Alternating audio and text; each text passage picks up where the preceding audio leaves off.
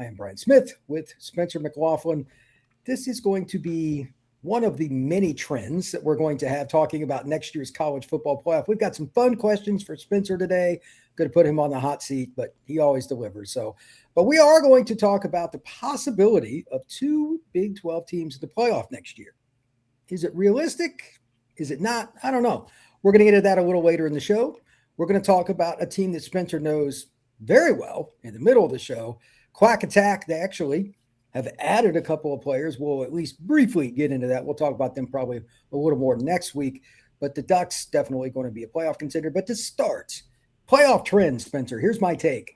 There will be at least one team that nobody thinks has any shot to make the playoff. In Indiana, just got to prove how that goes over the last 2 years. I don't know who it's going to be, but we're going to take a stab at it right here. And to that end, I have three questions. And I'm such a nice guy, I'm even going to put them on the screen for everybody on YouTube, and I'll read them off. Here we go. Look, the 6 best bets to reach the playoff next year. Just early lines, early thoughts from our guy, Spencer McLaughlin. I'm sure you're going to put the Ducks in that, but who else are you going to throw in for your other 5, brother? Indiana has to be in there.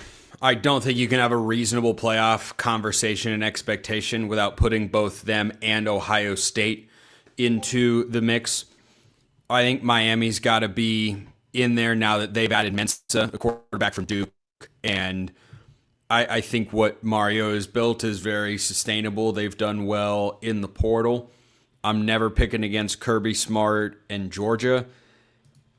And I think Notre Dame's got to be in there too. I think Notre Dame was a really good team this year, and I know Irish fans are not thrilled with what I've said over the last several months over some of the things that have happened, and that's perfectly fine. From a pure football standpoint, I think Notre Dame was a great team this year. They were not one of the most deserving teams based on the criteria to make the college football playoff. Next year, though, with their schedule and that chip on their shoulder after getting yanked around by the committee, I think they have to be in that conversation as well. And then Oregon is definitely there. Their schedule is a lot tougher than it was a year ago. The roster they have coming back, though, is just so strong. It's so deep. It's not just Dante Moore. It's their starting center. It's their top wide receivers. It's an NFL caliber tight end, even though they lost another NFL caliber tight end in Kenyon Sadiq, who's going to be taken in the first round. It's all 4 defensive linemen. It's bringing in Coy Parrish, the top safety in the portal. That Oregon roster is national championship or bust.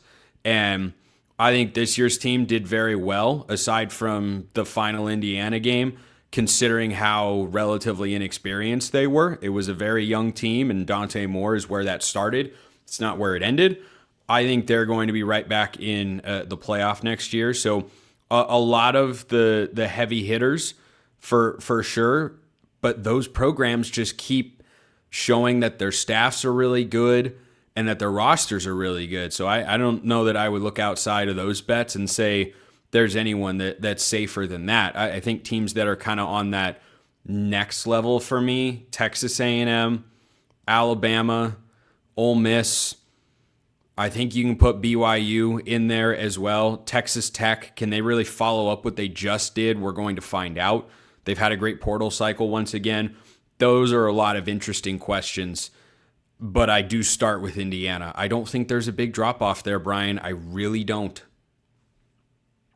Okay, I want to come back to Indiana momentarily. There's one team, and I put Spencer on the spot here for those of you listening, that he didn't say. I'm just waiting to see if he remembers. Hint, they were in the national title game this year. I said Miami. You did? Yeah. Okay, then I just missed it. Okay. Yeah, happens. No, I definitely think if Miami hadn't gotten Darian Mensah from Duke, right, I would have said, no, your quarterback, even though they're not super reliant on quarterback play, I don't think you can be there with what they would have had. I mean, it would have been a mess. Yeah, they might have had to go and get the San Jose State guy, Winston Eget, who's, fine, whatever. I don't know if he's officially wound up at Duke yet. That's the expectation. But no, I think Miami's your clear-cut favorite in the ACC. Are we going to go through the rest of those? Yeah, by significant. After Clemson flopped, I've got no faith in Dabo. He's not adapt into the portal very well. We've seen that. But can you throw those 3 questions back up there on Yeah. YouTube again? Can I give you a dark, I mean a deep Duke level sleeper Okay, for the I'm ready. playoff? Fire away. The California Golden Bears. I'm okay with that, actually. I thought you might be, because they are in a conference that was just won by a 7-5 team. I know. I mean that's where we're at. Virginia made the ACC championship game, and by the way, think about this: Mensa led Duke to the ACC title game and ultimately winning that conference championship game. Who does Cal have a quarterback? Oh yeah, the guy that would have been the number 1 transfer portal quarterback in all likelihood had he not decided to stay in Berkeley. Tosh Lupoi has got the recruiting rolling there. He's not inheriting a disastrous situation.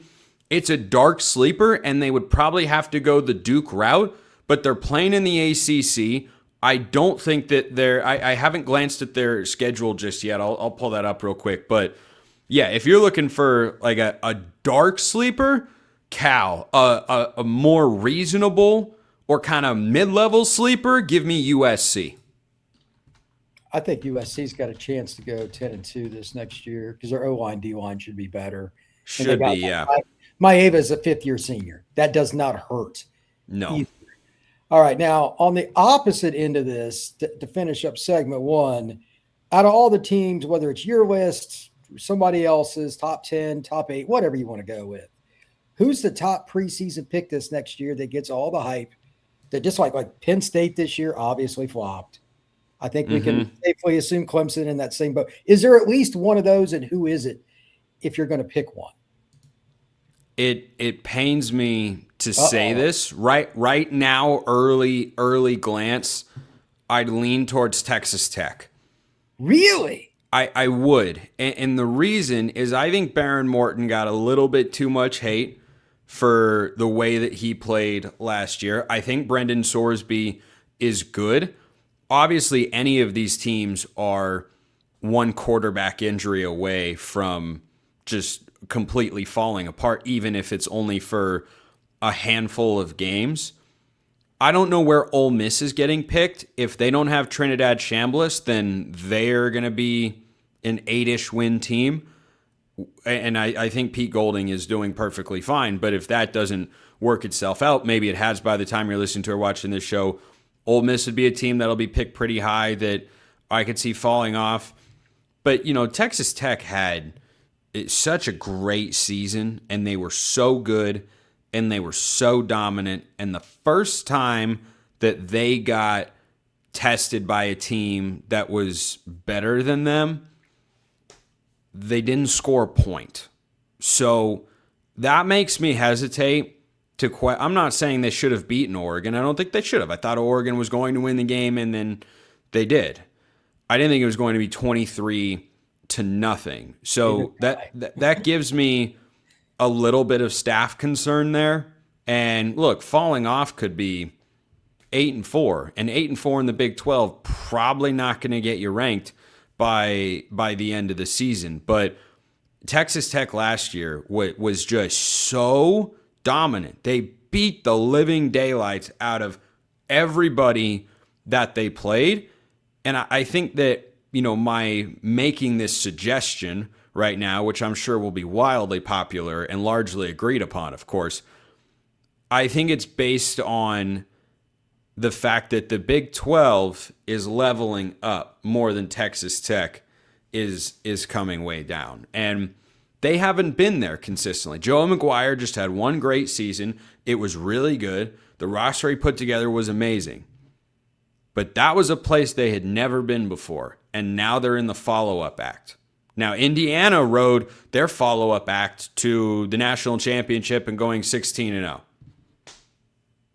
Maybe that's what Texas Tech is going to do as a bounce back. But right now, if I had to pick one of a team that's likely to be in the top 8 for next year, I'd probably take Texas Tech. By the way, I think they have the easiest schedule of any team that'll be ranked in the top 15 next year. Their schedule is It is. It is. It is indeed. It is indeed not what you'd call a murderer's row. By the way, just really quick, I mentioned Cal as being that playoff sleeper. You ready for their schedule? Okay, go right ahead. UCLA, new head coach. At Syracuse, sneaky tough game. Syracuse will bounce back. Wagner, Clemson is at home. At UNLV, it's a Mountain West team, should be fine. Virginia Tech and Wake Forest. At SMU. At NC State. Bye. At Virginia, Stanford and Pitt at home. They could go 8-4 without having many close games, really. SMU and a couple others, but if JKS is what we think he is, they'll be in every game. That's what I'm saying, man. Not 9-3. 9-3 with only 2 conference losses. That's on the table.